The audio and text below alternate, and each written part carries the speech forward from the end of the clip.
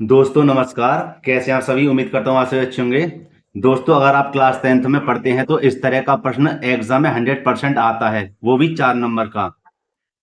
तो आइए दोस्तों प्रश्न को एक बार पढ़ लेते हैं।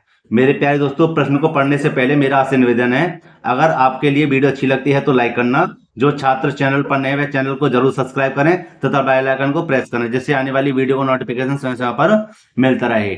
मेरे प्यारे दोस्तों, प्रश्न में लिखा हुआ है, दो मेजों और 3 कुर्सियों का मूल्य 540 रुपये है, जबकि दो मेजों और एक कुर्सी का मूल्य 470 रुपये है।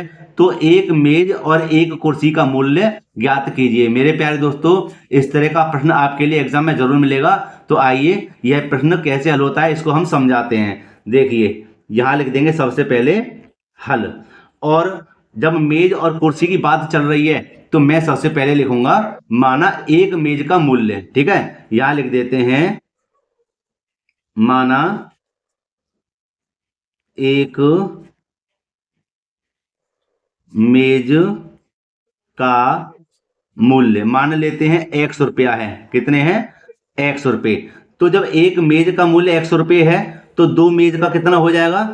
दो मेज का मूल्य कितना हो जाएगा? 2x हो जाएगा। भाई सीधी सीधी बात है, जब एक मेज का 100 रुपया है तो दो मेज का कितना हो जाएगा? 2x हो जाएगा। इसी प्रकार 3 कुर्सियों का मूल्य माना, ठीक है, लिख देंगे माना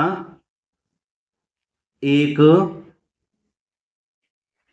कुर्सी का मूल्य हमने मान लिया 22 रुपया है। किसका? एक कुर्सी का। ठीक है, तो यहां देखिए, जब एक कुर्सी का मूल्य 22 रुपया है तो 3 कुर्सी का मूल्य कितना हो जाएगा? 3y हो जाएगा। ठीक है, तो मेरे प्यारे दोस्तों ऐसे प्रश्नों को कैसे हल करते हैं? ठीक है, अब देखो यहां पर हमें क्या करना है, यहां पर पहली लाइन को पढ़ लेते हैं यहां तक और आराम से इस प्रश्न को आप हल कर लोगे। देखिए यहां पर लिख देते हैं हम क्या, प्रथम शर्त। प्रथम शर्त, और कह रहा था कि दो मेज और 3 कुर्सी। भैया दो मेज और 3 कुर्सी का मूल्य, मतलब उसने दो मेज और 3 कुर्सी ली और एक साथ पैसे दे दिए। कितने? 340 रुपये। कितने रुपए दे दिए? 340। तो एक साथ का मूल्य हो गया हमारा कितना? प्लस में, है ना, 540 रुपये। ठीक है, यह बनता हमारा समीकरण नंबर 1। अब इसी प्रकार दोस्तों आगे पढ़ लेते हैं। यहां लिख देंगे दूसरी शर्त। दूसरी शर्त या द्वितीय शर्त। देखो यहां पर फालतू की चीज नहीं लिख रहा मैं, जैसे मैंने यहां पे लिख दी है। यहां देखो कैसे करेंगे कि जबकि, अब अगली लाइन पढ़ते हैं तो मैंने द्वितीय शर्त लिख दी। अब आगे पढ़ता हूं मैं कि जबकि दो मेज और एक कुर्सी का मूल्य 470 रुपये है। तो भैया दो मेज, समझना, दो मेज माने 2x और एक कुर्सी माने 1y बराबर कितना है? 470 रुपये खरीदता है वो। समीकरण नंबर 2। तो मेरे प्यारे दोस्तों यहां पर आप ध्यान दीजिए, ये जो लिखा हुआ है ना, ये एक एक का कोई महत्व नहीं होता। ठीक है, हम चाहें तो इसकी y में 1 में गुणा करेंगे तो y एकम y आ जाएगा। फिलहाल यहां पर ध्यान दीजिए कि जब कभी समीकरण बन जाए आपके तो आगे का कार्यक्रम क्या है, इसमें बात क्या है कि हमें इन दोनों के मान देखने होते, समान कहां पर हैं। जैसे कि मेरे दोनों में से x का मान समान है। क्या है? दोनों में से x का मान समान है। तो मैं यहां पर ध्यान दूंगा, देखो यहां पर मान भी समान है और चिन्ह भी समान है। तो यहां लिख देंगे घटाने पर। क्यों? क्यों भैया? इसलिए कि यहां पर मान बिल्कुल समान है। ठीक है, और चिन्ह हमारे समान है। जब चिन्ह समान होते हैं तो हम घटाने पर लिख देते हैं, और चिन्ह प्लस माइनस या माइनस प्लस का होता है तो वहां पर हम क्या करेंगे, देखो यहां पर प्लस का चिन्ह आएगा। ठीक है, तो क्या करेंगे, वहां पर हम जोड़ने पर लिख देंगे। क्या लिख देंगे? जोड़ने पर। तो यहां पर तो फिलहाल मैंने घटाने पर लिख दिया क्योंकि यहां भी प्लस का, यहां भी प्लस का, इसलिए माइनस, चिन्ह बदल जाएंगे, माइनस माइनस, ये दोनों कट गए। ध्यान देना, अब 3y में से 1y गया तो कितने बचे? 2y बचे।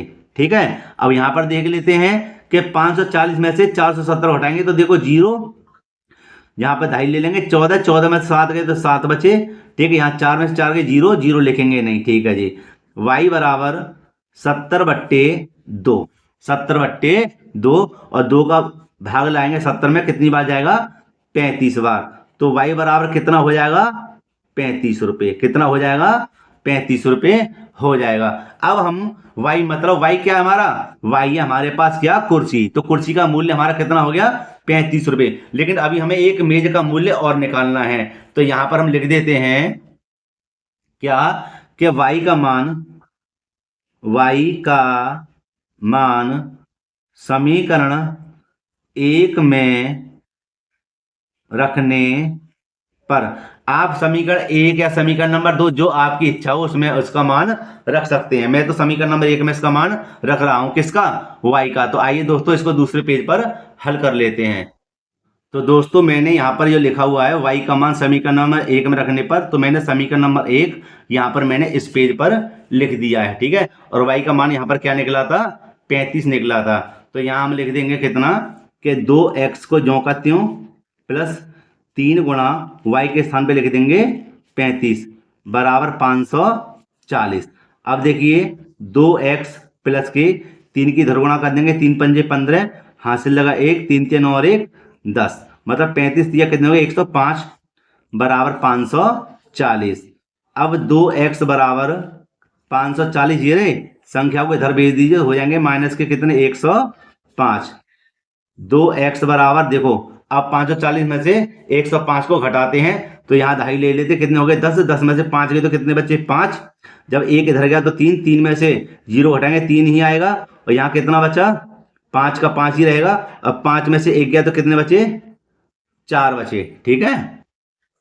तो यहाँ पर हम लिख देंगे x बराबर 435 बट्टे में 2, और 2 का भाग जब इधर लगाएंगे तो हमारा भाग जाएगा 217.5। x बराबर 217.5 रुपया। ये क्या था हमारा, यह थी हमारी मेज।